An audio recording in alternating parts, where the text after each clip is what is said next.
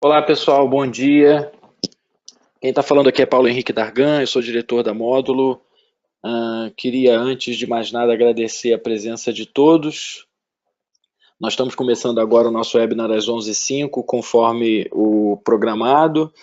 Agradecer quem se inscreveu, quem veio participar aqui nessa apresentação conosco nessa manhã. A gente vai fazer um webinar que vai durar 45 minutos de apresentações e os últimos 10 minutos para responder as dúvidas de vocês. Muito rapidamente a gente falar aqui, eu vou fazer uma apresentação breve para introduzir, depois a gente vai passar para o Eduardo Silva, é nosso consultor especialista, vai apresentar com um pouco mais de detalhes questões de segurança para o PCI, e por último a gente vai contar com a participação do Fernando Navarro, que é diretor de operações da Embratel, para passar um pouquinho a experiência de como foi a certificação da Embratel. Antes de começar, eu achei interessante trazer para vocês algumas informações recentes, né? A gente, no relatório de riscos do Fórum Econômico Mundial de 2019, os riscos cibernéticos continuaram se apresentando como uma questão de grande relevância. Em 2018 já tinha sido assim, em 2019 isso continuou, inclusive com fraude e roubo de dados na quarta posição em probabilidade. Quem quiser dar uma olhada no relatório do Fórum Econômico, a gente pode depois passar o link para vocês, mas naquele quadrante de riscos ali, de probabilidade e impacto, em probabilidade, o quarto lugar é fraude e roubo de dados. Isso é importante para a gente ter como um pano de fundo da nossa discussão. Além disso, um outro dado interessante, no relatório da Verizon de Data Breach, né, que é um relatório que a Verizon publica todo ano, com milhares de investigações que a Verizon faz em vários clientes, 73% das violações tiveram motivação financeira. Esse relatório também é um relatório que pode ser buscado na internet, é bem interessante para dar umas perspectivas de segurança cibernética, e mostra que a motivação por trás desse tipo de ataque, invasão e tal, ela é prioritariamente em busca de ganho financeiro, né? E por fim, um relatório da Experian de 2018, que fala sobre fraude e questões de identidade também, trazendo um outro ponto aqui para que vocês possam analisar comigo, 66% dos usuários preferem as empresas que têm protocolos de segurança. Isso é importante para a gente balizar as decisões que a gente toma nas nossas organizações. Então, essas três informações e três dados que eu achei relevantes para trazer para cá para vocês. Essa apresentação é sobre a motivação para se proteger, e eu não poderia falar sobre as demais coisas antes de apresentar o próprio PCI, falar muito rapidamente sobre o que é o PCI, porque nós vamos nos debruçar sobre o PCI e DSS aqui nessa apresentação. Então, só para quem não tem o contexto, o PCI é um órgão internacional, um conselho de segurança que foi formado pelas principais bandeiras de cartão de crédito há alguns anos atrás. Eles se reuniram já prevendo que haveria muita necessidade em termos de segurança. Essas bandeiras de cartão se reuniram e formaram um conselho para tentar definir normas e padrões de segurança para esse mercado de pagamentos, justamente para impedir que os atacantes, criminosos e tal, conseguissem, né, ter sucesso nas suas investidas. Então o PCI montou esse conselho, o PCI foi formado, né, por essas pessoas e passou a definir regras, padrões e tudo mais de segurança para vários segmentos e várias vertentes dessa indústria de pagamentos. Então, só mostrando para vocês hoje a abrangência do que seria o PCI hoje, o Conselho edita norma e define padrão para uma série de coisas, desde os fabricantes das máquinas de cartão, as maquininhas que a gente conhece, onde a gente faz os nossos pagamentos, até os desenvolvedores de software que colocam os seus softwares dentro dessas maquininhas ou em conexão com essas maquininhas, e, por fim, o mercado em geral, né? Os comerciantes, provedores de serviço e tudo que vão ser o foco dessa nossa apresentação de hoje. A gente vai falar mais sobre o PCI DSS, que é aquele que tem a maior abrangência, é o que todo mundo acaba precisando se se certificar e se proteger. O Eduardo vai falar dele em mais detalhes. E eu trouxe essa breve introdução para que vocês entendam um pouquinho mais sobre isso. As ameaças típicas, né, em um ambiente de pagamento não são diferentes das ameaças típicas em qualquer outro ambiente, né? Então, a gente tem diferenças para lá e para cá em termos de arquitetura e de probabilidade de ataque de um segmento para o outro, mas, em geral, a gente está falando de coisas que são comuns. Por exemplo, o malware, que todo mundo já conhece, né? Os criminosos utilizam esses softwares maliciosos para poder tentar invadir ou tomar conta de um sistema a partir de uma infecção causada por alguma outra maneira de entrar. A gente vai falar sobre ele já já. Mas o mais recente e o mais crescente, né, dos malwares que a gente pode citar é o ransomware, que muita gente tem ouvido falar, aquele software que sequestra dados, e temos várias notícias aí recentes em relação à utilização de ransomware por grupos de criminosos. Então isso é uma ameaça importante. Phishing também é uma coisa bem típica, né? O phishing são aqueles e-mails que a gente recebe que tem uma aparência de ser legítimos, às vezes parecem ser enviados por empresas que a gente tem alguma relação, mas na verdade não são, né, e-mails legítimos, são tentativas de obter informações nossas, e a gente precisa estar muito atento em relação a essa técnica de roubo de dados, porque você pode acabar sendo iludido por uma informação. Às vezes a gente recebe um e-mail com uma nota fiscal ou alguma coisa nesse sentido. Acho que todo mundo aqui já deve ter experimentado isso em algum momento. As ferramentas de filtro dos e-mails, elas têm melhorado muito para pegar isso, mas ainda há muita coisa a se fazer e a gente ainda precisa manter bem atento. Uma outra ameaça típica é o acesso remoto, né? Isso já falando mais especificamente para a nossa audiência aqui hoje, né? Muitas empresas que precisam manter na sua infraestrutura alguma espécie de acesso remoto habilitado, ou porque a gente tem contato com os nossos servidores, né, provedores de serviço, ou porque eu tenho alguma ligação com alguma outra empresa e eu preciso ter na minha infraestrutura algum tipo de acesso remoto habilitado. Isso é especialmente importante que a gente observe, né, as melhores práticas e os controles fortes, porque os invasores vão tentar se aproveitar de controles fracos na sua estrutura de acesso remoto. Então, isso também é uma ameaça típica no contexto do nosso ambiente aqui de pagamentos. Uma outra coisa que chama muito atenção ainda, por mais que a gente divulgue e fale bastante sobre isso, são as senhas fracas.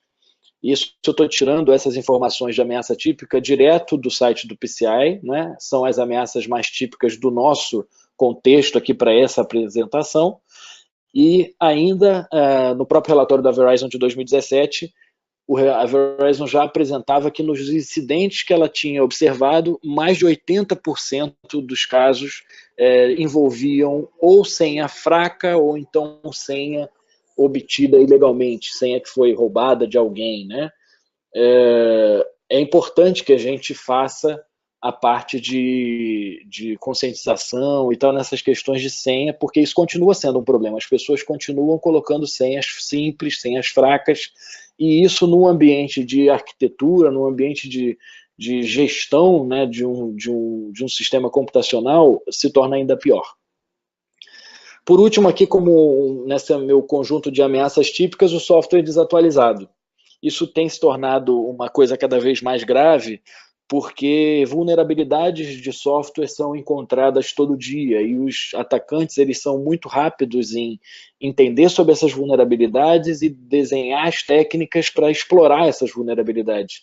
Então, se nós, do lado da gestão dos ambientes, não mantivermos esses softwares atualizados, portanto, com os últimos pacotes de remediação dessas vulnerabilidades que vão sendo encontradas diariamente, a gente vai ficar vulnerável a esses ataques, porque os criminosos não descansam nesse sentido, né? Os atacantes, hackers e tal, eles não descansam. E se a gente descansar e passar alguns dias com o ambiente desatualizado, a gente vai estar exposto.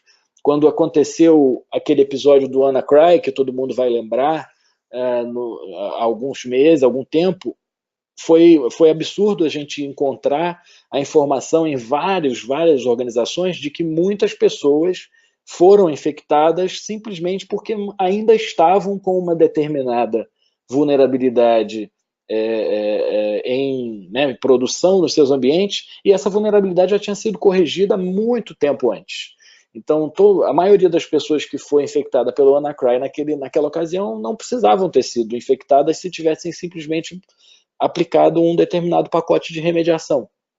Então, as coisas são, de fato, bem complicadas nesse sentido de software desatualizado, e especialmente quando a gente traz para o ambiente de pagamento em que a criticidade e o volume de acessos e tal é bem relevante.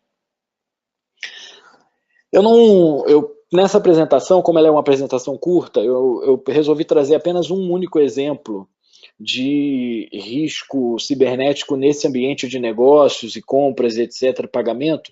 São vários outros, tá? Numa apresentação mais detalhada, a gente pode apresentar pelo menos 10 ou 15 casos, né, de riscos que envolvem um ambiente de pagamento em vários desenhos diferentes, pagamento com máquina, pagamento sem máquina, pagamento pelo aplicativo, etc. Mas aqui eu trouxe só um para que a gente poder ilustrar um pouquinho e setar a base do que o Eduardo vai falar logo em seguida. Eu trouxe o ambiente que é o mais comum, né? O ambiente de compra, negócio, pagamento pela internet. A gente tem usuários na internet, vocês estão vendo no desenho do lado direito, e os usuários eles podem fazer ou as páginas de compra ou a página de pagamento. Isso aqui serve para praticamente tudo, não apenas para o e-commerce, né? Mas para quaisquer páginas onde você acabe precisando fazer um pagamento, seja um serviço que você utiliza ou qualquer coisa assim. Ou aquilo vai estar definido pelo próprio fornecedor, pelo dono daquele site, daquele serviço, e aí o caminho é ao lado esquerdo, ou então aquele software serviço utiliza uma página de pagamento de terceiro, quando há uma integração com algum concentrador de pagamento de terceiro, e aí o caminho vai ser pelo lado direito. Em todos os casos, há uma série de momentos aí em que os dados do cartão de crédito das pessoas, os dados de pagamento, ficam sob risco, né? A própria página em que o usuário está utilizando e tal, ela pode ter falhas que podem permitir que um invasor, um atacante, perceba e capture alguma informação. Essas aplicações web, elas podem conter fragilidades, então é importante que a gente observe isso. Isso é um dos casos possíveis de risco. Ainda que você utilize um servidor de terceiros, um provedor de serviço de pagamento, os dados de cartão estarão transitando dentro da infraestrutura daquele servidor, e eles podem também sofrer um risco de serem capturados ou até mesmo roubados, caso este serviço não esteja todo com sua segurança garantida, né? Então, numa simples compra pela internet, num pagamento de um serviço e tal, já há vários pontos em que o usuário precisa ser protegido para que suas informações de cartão não sejam expostas e não sejam roubadas, né? Isso só como um exemplo para poder ilustrar aqui o que a gente precisa fazer. A pergunta, então, é o que fazer em relação a isso, né? A gente precisa, no caso das pessoas, isso nós, organização, agora eu estou falando como um dos nossos clientes, né? A gente precisa trabalhar com as pessoas que sejam qualificadas, né, e buscar parceiros confiáveis, no sentido de que a gente precisa confiar neles, do inglês reliable, né? Não é só confiar, uma questão de confiança pessoal, mas saber que você pode contar com a capacidade, com a qualidade daquela pessoa, daquele parceiro, treinar a equipe para que todo mundo entenda essa questão de fundamento de segurança. Isso é imprescindível, não adianta ficar com segurança só naquele grupinho que fala de segurança, é importante que toda a sua organização entenda e saiba disso. A questão de processos, é imprescindível definir políticas corretas, né, práticas corretas para que a segurança dos dados de pagamento seja uma prioridade da sua empresa. Se você usa dados de pagamento como um negócio, se o seu negócio é de fato manter esse business em funcionamento, é importante que você mantenha esse foco, né, na segurança, e que todos da sua organização também tenham isso como prioridade. E, por último, tecnologia, ter certeza de que você está usando as melhores práticas de tecnologia, o que você tem de equipamento, software e ativos tecnológicos estejam configurados de maneira otimizada, né, para que você extraia deles o melhor em segurança. A Módulo é uma empresa QSA, isso significa que a gente tem um selo do PCI para prestar serviços de assessoria a vocês nesse sentido. Então, a gente pode desde fazer identificação de gaps, assessoria para corrigir o que a gente encontrar de dificuldade, análise de vulnerabilidade, teste de invasão e, por fim, a própria emissão do certificado, né, do atestado de conformidade que todo mundo precisa e que vai ser emitido depois de um projeto de implantação, vamos dizer assim, dos requisitos todos de segurança sobre os quais o Eduardo vai falar logo na sequência.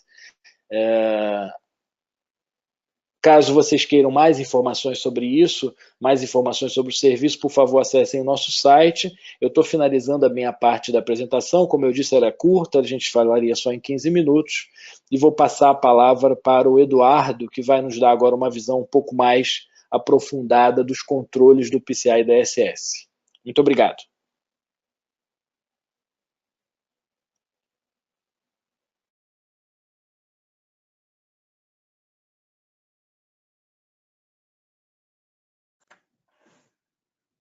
Olá, bom dia a todos, eu sou o Eduardo e desde já eu quero agradecer a paciência e a audiência de todos que estão junto conosco nessa manhã para falar um pouquinho sobre segurança da informação. E agora nós vamos falar um pouquinho sobre o framework. Nós vamos dar uma aprofundada sobre o que ele aborda, como ele é feito, como ele é pensado e quais são os requisitos. Como o Paulo já tinha falado, o PCI ele olha todas as partes do sistema de cartão de pagamentos. Mas é interessante comentar que, além de ele olhar todas as partes, ele tem uma certificação para cada área. Ele tem a certificação PTS, que é justamente para a parte de manufatura, o desenvolvimento do hardware, dos equipamentos de entrada de dados que existem dentro dos comércios, a maquininha propriamente dita, no terminal POS, os terminais PIN-Pad, tem uma certificação PADCS para proteger as aplicações, o desenvolvimento das aplicações de aplicações de pagamento, né? Tem a certificação DSS, que é justamente a do ambiente. É a que nós vamos falar hoje, nós estamos falando dela hoje, vamos dar uma detalhada agora nesse momento. Mas permeando todas elas, tem a certificação P2PE, que é a que trata justamente da criptografia. E para cada momento, para cada etapa, existe uma certificação própria e muitas vezes elas se encontram em um único projeto. Nós, no detalhe, nós trabalhamos somente com a DSS, que é a que nós vamos falar agora. A estrutura do framework, ela está baseada em cima de alguns assuntos que são meio que a fonte o conglomerado de conhecimento, né, que compõe o framework. O primeiro deles é o SGSI, onde traz as suas políticas, normas, procedimentos e processos. Tem também a parte de cibersegurança, que aborda a segurança de perímetro, controle de acesso, armazenamento seguro, criptografia, o desenvolvimento seguro e a gestão de vulnerabilidade. E, no final de tudo, nós temos a rastreabilidade dos dados, onde é tratado as trilhas de auditoria e o controle dos logs. O PCI DSS ele foi pensado para ser um processo contínuo, onde o ambiente é avaliado, certo? O gap, após detectado, ele deve ser corrigido e então relatado na forma de um relatório, na forma da documentação de rede e todo o resto de conjuntos de documentos que vai na gestão de risco e na SGSI. E quando termina esse processo, novamente inicia-se toda uma avaliação, uma correção, um novo relato, porque esse aqui tem que ser um processo de melhoria contínua. Numa visão geral, o framework do PCI, podemos dizer que ele está dividido em 6 grupos, em 6 assuntos. dos quais, depois que nós abrimos esses 6 grupos, eles se desdobram em 12 requisitos que, por sua vez, se tornam 251 controles que serão avaliados durante o processo de acesso. Os assuntos são os seguintes: construir e manter a segurança da rede e dos sistemas, proteger os dados de titular do cartão, manter um programa de gerenciamento de vulnerabilidades, implementar medidas rigorosas de controle de acesso, monitorar e testar as redes regularmente e manter uma política de segurança da informação. Os requisitos dentro desses assuntos, eles são os seguintes. Dentro de construir e manter segurança de rede e sistema, nós temos 2 requisitos. O requisito primeiro, que fala diretamente da configuração de firewall, da segurança na borda, né? A configuração de firewall e configurações de roteador, exigindo que todo o tráfego seja monitorado e discriminado. Não pode ter regras genéricas dentro de um firewall, por exemplo. Tudo que vai acontecer dentro do firewall, toda a configuração que vai ser inserida ou modificada ou até removida, ela tem que ter um controle, tem que passar por gestão de mudança. Todas as configurações elas têm que ser sincronizadas. Isso é bem específico até para o caso dos firewalls, que muitas vezes tem uma configuração de start, quando o equipamento é ligado, e tem uma outra que roda em ambiente toda vez que alguém vai lá e executa um comando e dá um commit. Essas configurações elas têm que ser o tempo inteiro sincronizadas e deve ter sistemas que protejam isso. No requisito 2, o framework exige que não sejam usados configurações padrões, senhas padrão, usuários padrão, tudo isso deve ser modificado e os equipamentos devem ser hardenizados. A sua configuração deve ser feita de maneira que torne o equipamento mais seguro do que ele realmente vem quando ele é de fábrica, independente de qual seja a sua origem, se é um firewall, um IPS, se é um roteador, ele precisa ser hardenizado. Pode ser um servidor, um sistema operacional, uma aplicação, para tudo existe algum tipo de hardening. E é preciso que o hardening seja buscado em fontes confiáveis, como, por exemplo, o CIS, o SANS, ou os próprios desenvolvedores, como o caso da Red Hat, o Ubuntu, o Microsoft, todos eles, a Cisco, todos os desenvolvedores e fabricantes têm lá as suas recomendações para hardening, é importante observá-los. No segundo grupo, temos proteger os dados de titular do cartão, com 2 requisitos novamente, 3 e o 4. No requisito 3, os dados armazenados na empresa eles devem ser protegidos e eles não podem, e a empresa não pode nunca armazenar dados sensíveis, considerados sensíveis, como, por exemplo, os dados de autenticação. Nenhum dado de autenticação pode ser armazenado, dado as seguintes, assim, alguns casos específicos em que ele é liberado, quando, de repente, a empresa ela é a operadora da conta, ela é quem promove as autorizações, ela que faz a gestão do contrato, gestão da conta. Nesse caso, sim, mas na maioria esmagadora dos casos, os dados de autenticação, como os da tarja magnética ou o CVV, aqueles 3 números que estão na parte de trás do seu cartão, isso nunca pode ser armazenado. E os dados de cartão, como o número PAN, por exemplo, após a conclusão da transação, ele deve ser imediatamente descartado e as informações armazenadas devem ficar armazenadas pelo menor tempo possível. Não precisou mais da informação, descarte para diminuir o risco de vazamento de informações. O requisito 4, ele trata da transmissão das informações que durante a transação para a rede pública. Todo dado que sai para a rede pública ele tem que sair criptografado. E a criptografia tem que se dar por um certificado reconhecido, que não pode ser um certificado autoassinado. Tem que ser um certificado com chave forte, com criptografia forte. No próximo grupo, no próximo assunto, fala sobre manter medidas rigorosas de controle de acesso. Temos 3 requisitos, a despeito dos outros que só tem 2, esse aqui tem 3, que é o 7º, fala sobre a restrição de acesso aos dados que estão no armazenamento, certo? Ou durante qualquer parte do processo da empresa. Requisito 8 trata do acesso aos componentes do sistema, e o requisito 9 trata do acesso físico aos locais onde se manipula as informações de cartão de pagamento ou aonde estão os sistemas instalados, os servidores, onde estão os roteadores, os firewalls, tudo isso tem que ter controle rígido de acesso. Tem que ser controlado, tem que ser mantido todo o registro de acesso por um longo tempo, como diz lá no requisito 10, que nós vamos falar no próximo grupo, tudo tem que ser armazenado por pelo menos 1 ano, Em alguns casos, a própria bandeira ela requer que os dados sejam armazenados por 5, mas o framework, ele diz que tem que ser armazenado por pelo menos 1 ano, com 90 dias de acesso fácil e rápido. Nesse próximo grupo, que é o de monitorar e testar as redes regularmente, nós temos 2 requisitos de novo. O requisito 10, que trata da rastreabilidade dos dados, certo? Onde aqui é abordado a gestão dos logs, todos os equipamentos, todos os sistemas, sejam os críticos, sejam os de defesa, sejam os sensores, os servidores, tudo tem que escrever log, certo? E esses logs têm que ser enviados para um concentrador, ele não pode ficar armazenado no próprio dispositivo, no próprio servidor. Ele tem que ser enviado para um log, e esse concentrador de log tem que estar em um outro segmento de rede, guardado e protegido. Os logs não podem estar suscetíveis à alteração, eles têm que estar protegidos. Então, armazená-los em texto limpo, em um TXT, por exemplo, não é permitido. Tem que ter uma outra forma de armazenamento.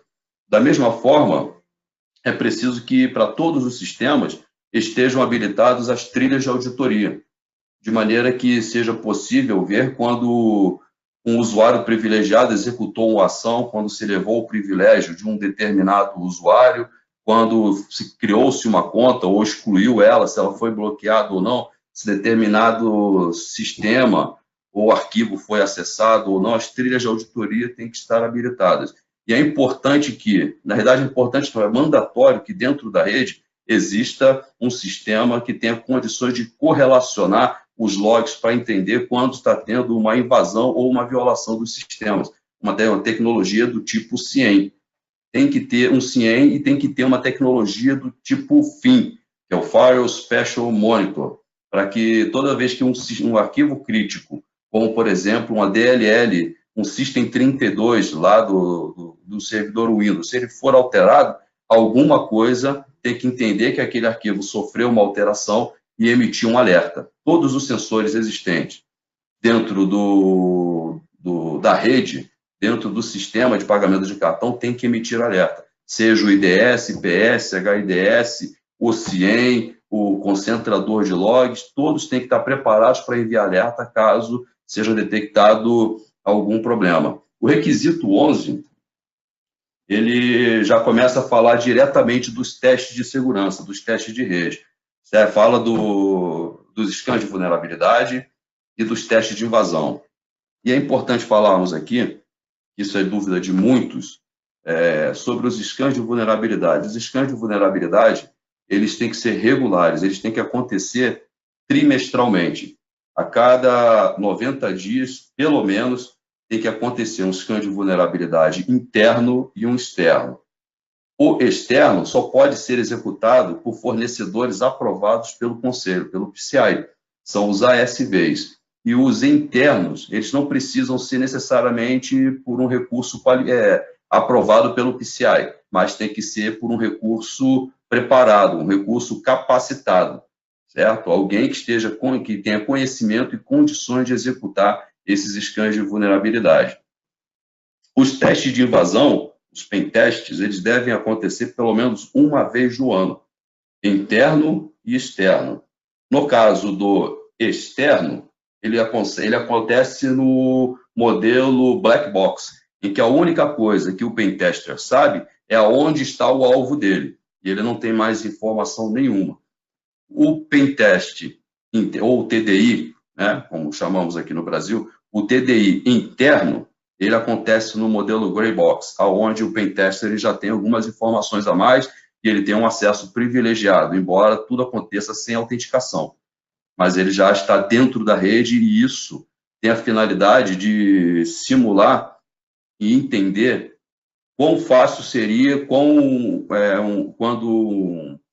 alguém que já ganhou um acesso, como se fosse, por exemplo, por engenharia social, um funcionário mal intencionado, certo? Se fosse alguém assim que já estivesse dentro da rede, quão fácil seria ele lograr êxito na tentativa de invasão. Por isso que tem que ter um interno e um externo. No último grupo, é manter uma política de segurança das informações. O requisito 12, ele trata de toda a SGSI, com a política de segurança da informação, as suas normas, os seus procedimentos.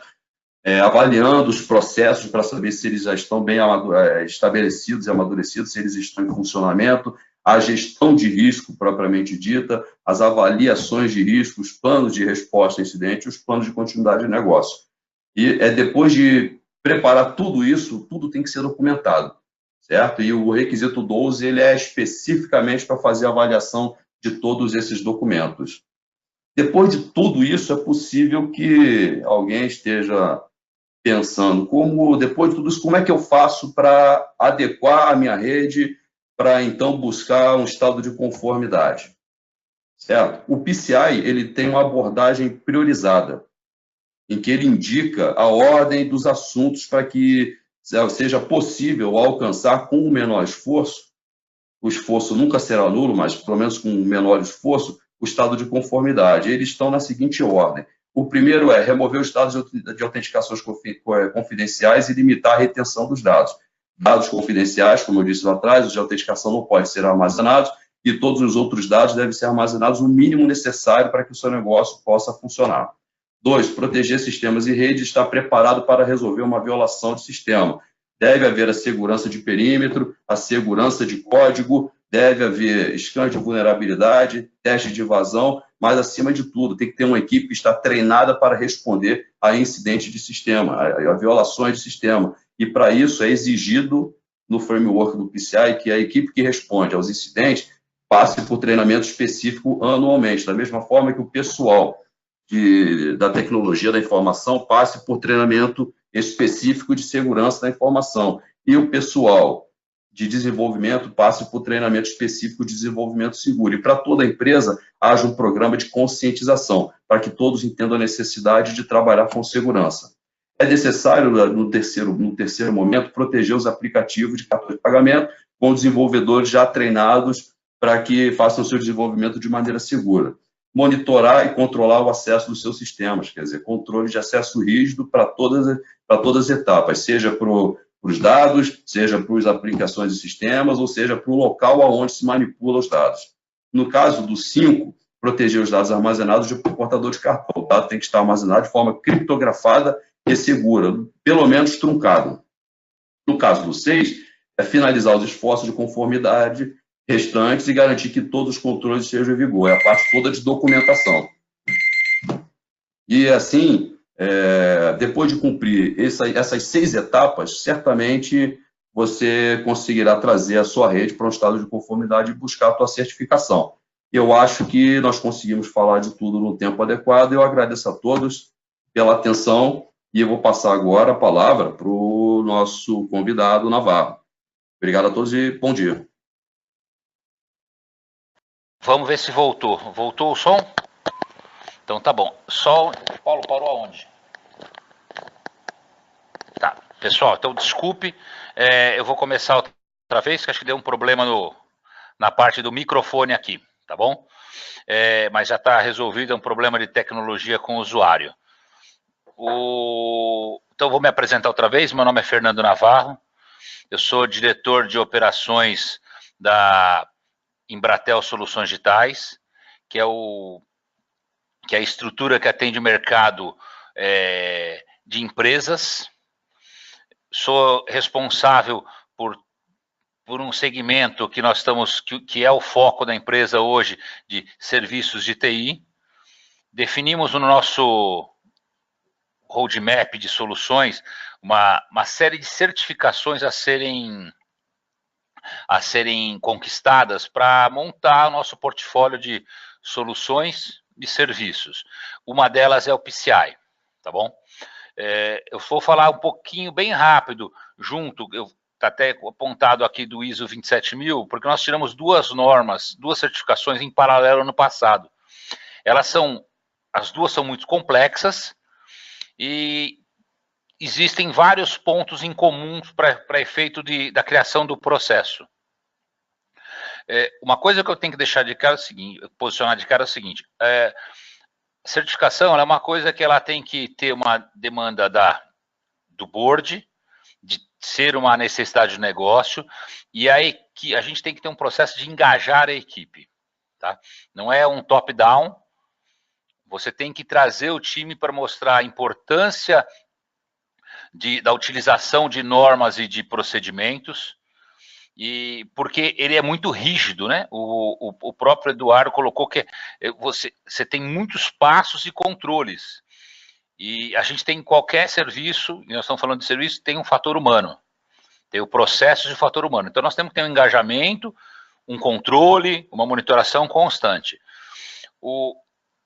Para nós fazermos nosso processo geral de certificação, nós contratamos uma consultoria especializada para fazer uma avaliação de todas as certificações que nós queríamos tirar e montar um roadmap.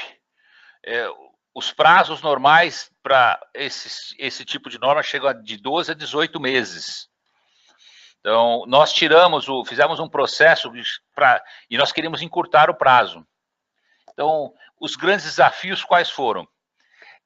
Entender essa complexidade de norma, porque para entender isso aqui, nós tivemos que capacitar os nossos profissionais, quer dizer, eles fizeram treinamentos na norma, fizeram uma série de discussões, porque existem características vamos dizer, de interpretação, dependendo do teu ambiente. Então, nós fizemos um primeiro processo, então esse foi um grande desafio, foi a capacitação e preparação das pessoas por causa da complexidade da norma. O segundo grande problema era o prazo, né? O nosso prazo, ele era muito exíguo. A empresa definiu que queríamos ter em outubro de 2017, falou, em junho nós vamos certificar, temos que estar certificados, no caso do PCI. E para isso, não é só fazer o processo de documentação, criar ambiente. Além disso, você tem que criar o histórico de ações, de monitoração. Você tem que ter um histórico para dizer que você, além de você ter implantado o processo, você está auditando ele. Então, então, para você tirar, nós estamos colocando 9 meses, mas eu tinha que ter 3 meses vamos falar de coleta de dados. Então, isso é um ponto foi muito importante, porque no nosso caso, nós construímos toda a estrutura, desde o ambiente físico, o ambiente lógico, monitoração, sistemas de cofre, algumas documentações, porque no nosso caso, nós somos um grupo empresarial grande, e eu tenho normas que são do negócio, eu tenho serviços que são do negócio para fora, para atender clientes, e ao mesmo tempo eu, como um usuário, o meu time, eu sou um funcionário de uma corporação que tem políticas de segurança tão agressivas quanto, porém olhando para dentro do nosso negócio. Então, tem um ajuste dentro da empresa, isso é muito importante. Para quem pensa em provedor, se ajustar no que é para consumo e do que é para cliente. Eu já comentei que ter uma empresa, uma consultoria para dar o processo todo de certificação, e no mercado isso é muito difícil de você conseguir. Empresas que conheçam todas as normas, aí eu estou falando, não foi só do PCI, foram de outras normas. Em algumas posso dizer até que a gente chegou a perder um pouco de tempo e teve que fazer alguns retrabalhos pela falta por não ter o detalhe desses processos, tá? Mas um ponto crucial para o nosso time, para a implantação do processo, foi a sinergia entre as equipes. Porque eu tinha uma torre de operação de data center, uma torre de suporte, uma torre de time de segurança, processos, segurança corporativa, e você tem que fazer a orquestração com todas essas estruturas, não só para tratarem os pontos, mas para ter essa retroalimentação do processo. E aí, acho que a cereja do bolo que entra no processo, e dentro da nossa evolução, e aí eu vou comparar um pouco do que é uma certificação de um ISO 27000 e o processo que foi do PCI. Normalmente, um ISO 27000, o processo é um processo de você monta toda a tua estrutura, teu processo, você chama você documenta, faz todos os documentos, chama uma certificadora, ele vai vir, vai te fazer uma auditoria, gap, conformidade alta, não conformidade baixa, você tem um plano de ação, não conformidade alta pode não conseguir a sua certificação e segue a vida, daqui a 6 meses, 1 ano, vai ter uma outra auditoria e vão tratando essas diferenças. No caso do PCI, o modelo é diferente, e aí eu vou falar especificamente da Módulo, quer dizer, como é que foi o nosso processo. Não é eu falei até no final com o Paulo, a certificação foi consequência de um processo, de uma vamos falar, uma auditoria consultiva. E porque aí é o seguinte, nós estamos falando de especialista na norma. O Eduardo ficou com o pessoal aqui, discutimos bastante, porque a interpretação que o nosso time tinha da norma em relação ao nosso ambiente gerava, assim, nós achávamos que estávamos corretos em alguns termos, em alguns pontos, e o Eduardo realmente nos detalhou muito o porquê do não seria daquele jeito, e nos deu esse roteiro, quer dizer, fez um caminho para podermos trilhar um caminho mais rápido, vamos falar assim. E eu lembro que nós fizemos, e como nós estávamos apertando o passo, não foram poucas, vamos falar assim, as pontuações, mas nós falamos, vamos voltar daqui pode voltar daqui uma semana que nós vamos ter reescrito a documentação. Então, o nosso time de processo ficou dedicado, então reescrevemos tudo, fizemos um novo cheque, e aí partimos para um processo de certificação. Porque, diferentemente do que eu falei, do PCI, do ISO 27000, que você pode ter algumas não conformidades e trabalhar nessa melhoria, o PCI, nesse ponto, ele é 0 ou 1. Para você ter, você tem que cumprir. Você não cumpre pela metade. Então, esse é um ponto, e essa rigidez fez o nosso time ter que trabalhar muito nesse ajuste. E o que valeu para a gente foi o conceito dessa discussão de parceria e olhando para o negócio.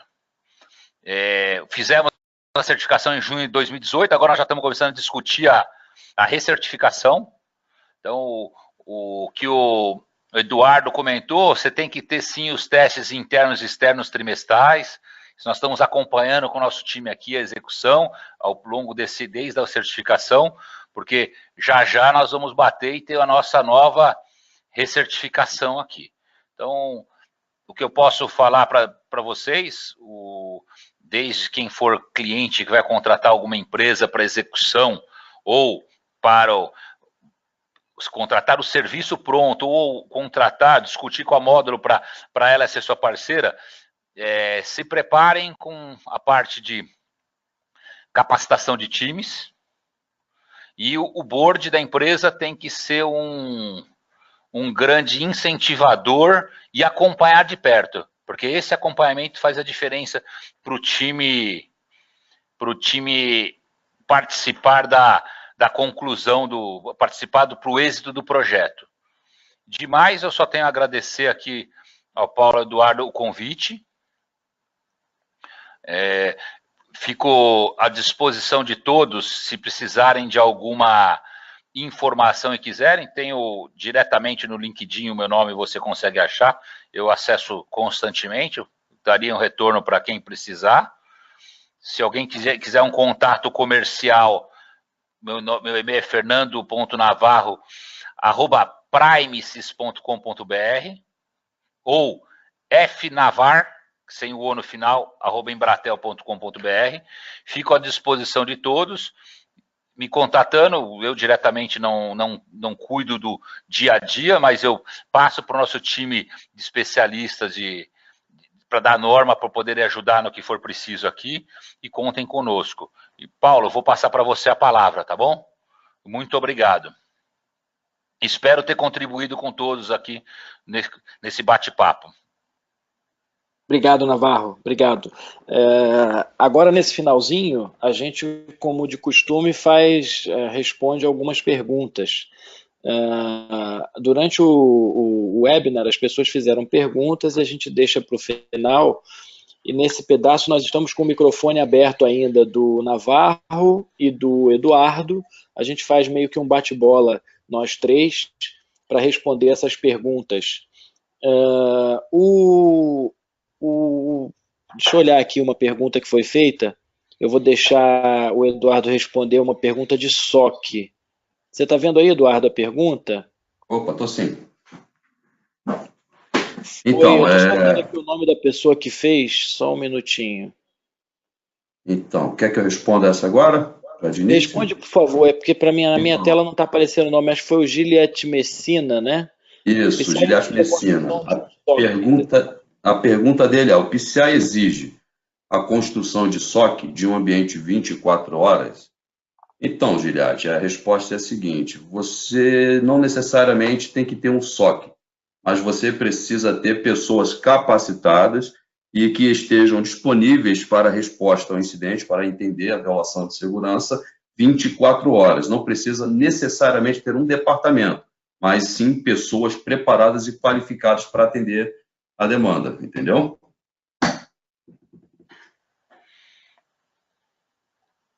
Paulo? Estou ouvindo. Outra pergunta aqui. O pentest é obrigatório apenas um por ano? Eu acho que na hora da apresentação talvez tenha ficado uma dúvida, o Eduardo pode sanar essa dúvida. Tem casos em que é um, tem casos em que são dois, né, Eduardo? Por favor. Isso, então, o pentest, de uma maneira geral, é exigido que seja um por ano, um interno e um externo. Mas quando a empresa é um provedor de serviço, um service provider, aí é necessário que aconteça pelo menos 2 por ano, certo? Intervalo de 6 meses. E aí, novamente, interno e externo sendo realizado por recursos qualificados, por pessoas qualificadas e certificadas para que o seu teste de vazão ele tenha realmente qualidade. Nada impede que você possa fazer o pentest na sua rede mais vezes no ano, mas tem que ser pelo menos um por ano, um grupo de pentest por ano para os comerciantes e 2 grupos de pentesters por ano para os provedores de serviço. Legal. O Gilberto Fernandes fez uma pergunta que eu vou responder, vou pedir o Navarro se puder complementar também. Ele disse assim: embora o Fernando Navarro não tenha comentado, o mesmo deve possuir uma área de auditoria interna, que documenta e armazena as evidências de que o processo encontra-se vivo, servindo de base para a auditoria externa do órgão certificador. Gostaria de saber se o pessoal que participa da auditoria interna encontra-se também certificado como auditores internos e se é uma das exigências do PCI para conceder a certificação. Eu vou falar sobre a parte do PCI. O PCI tem uma certificação, de fato, para auditores internos, e qualquer empresa pode inscrever lá no conselho e fazer esse curso, e essa certificação acontece pelo menos uma vez por ano, já acontece no Brasil há 2 anos. Mas para efeitos de certificação, isso não é obrigatório. Então, assim, quando a Módulo chega numa organização para prestar o serviço de assessoria e no final a emissão de um atestado de conformidade, a equipe interna do cliente não precisa necessariamente ter auditores internos formados pelo PCI, tá?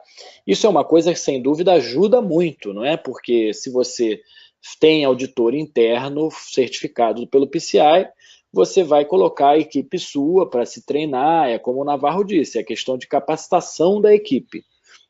Mas isso não é um requisito do DSS, de que você tenha um funcionário que seja certificado PCI, tá? Navarro pode completar aí a parte se você quiser falar um pouquinho sobre essa sua estrutura interna de auditoria. Não, legal. De auditoria. Aqui o que a gente tem é o seguinte, eu tenho uma área de processos que ela faz a gestão de todas as nossas certificações, tá? E responsabilidades e engajamento de áreas. Para alguns processos, eu tenho auditores internos, especificamente para o PCI não. Mas eu tenho o time de processo que ele acompanha, engaja, envolve todos os fornecedores, e faz esse meio de campo, vamos falar assim, eu coloco nessa área. Com relação a a parte de documentação, de ter um repositório, isso aqui faz parte do nosso modelo de negócio. Eu tenho tudo isso guardado em sistema duplicado, todas as auditorias internas e externas, elas estão todas dentro de um ambiente nosso confinado, tá? Para acesso a quem for de direito, tanto de auditoria interna como externa, e para o nosso dia a dia, a consulta dos times. Legal. Então, tá bom? Legal. O Bruno Scherer, Eduardo, perguntou assim: como vocês entendem a questão da segurança relacionada aos dados do cartão? Já vi pontos em que o nível de restrição de acesso a servers é muito aumentado por causa da fragilidade dos dados. Se houver processos como tokenização, tem como reduzir a rigidez de acesso aos servidores? Então, essa pergunta ela é bem interessante. Eu acho que ela é muito propícia. Vamos lá. Se a empresa ela formalizar um processo de tokenização, isso não diminui a necessidade do controle de acesso aos servidores, nem vai gerar algum recurso que possa flexibilizar esse controle. Muito pelo contrário, certo? Tem mais uma necessidade aí, porque o servidor ele tem sempre que ser protegido. Ele é a parte mais fraca de todo o ecossistema. Agora, o que acontece é o seguinte: quando a empresa inicia um processo de tokenização, ela retira a necessidade de armazenar alguns dados críticos. Por exemplo, a empresa precisa fazer uma recorrência de pagamento. Vamos usar, por exemplo, aí a Netflix. Você entra lá na Netflix, você cadastra o seu cartão de pagamento lá, e aí você começa todo mês a ser debitado. O que acontece? A Netflix ela pode armazenar o seu CVV, o seu dado de autenticação, para que ela faça a cobrança todo mês? Não, ela não pode. Qual é a maneira que ela tem de manter essa recorrência? É fazer a tokenização. Alguns adquirentes já fazem a tokenização direto para o cliente. Outros adquirentes não fazem, mas tem outras formas de contrato em que permite a recorrência sem o armazenamento das informações, e tem empresas específicas no mercado só para fazer a tokenização. Mas, em momento algum, a flexibilidade da restrição de acesso aos servidores ela vai diminuir. Os controles permanecem os mesmos, entendeu? Legal. Mais uma pergunta do Giliette. A norma fala de treinamento regular para os times. Esse treinamento é para possíveis atualizações da norma ou basicamente relacionado à tecnologia, produtos e tal? Na norma não fala sobre treinamento da própria norma. Ela estabelece, Giliette, definição realmente, como você disse, de treinamentos para a tecnologia para os determinados times. Então, se você tem time de desenvolvimento, esse time precisa manter um programa de treinamentos em desenvolvimento seguro.